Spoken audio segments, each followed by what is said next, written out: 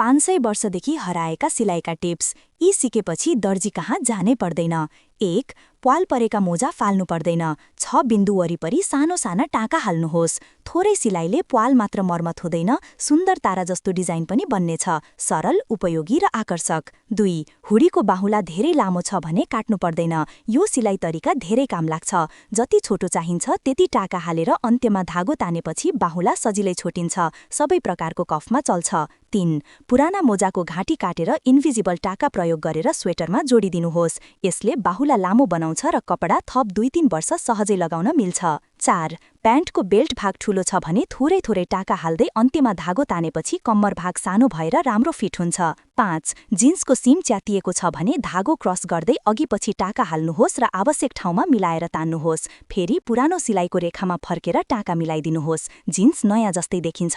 6. गलैँचा colour धेरै ठूलो छ भने माथि तल पालै तालो टाका हाल्दै जानुहोस्। अन्त्यमा धागो तानेपछि सजिलो र सुन्दर देखिने फिट भएको गलैँचा बन्छ। 7. कपडामा ठूलो प्वाल परेको छ भने भित्र एउटा सानो कपडाको टुक्रा राखेर क्रमैसँग 3वटा टाका रेखा बनाएर सिल्नुहोस्। अन्त्यमा त्यो प्वाल सुन्दर गाजर डिजाइनमा बदलिन्छ।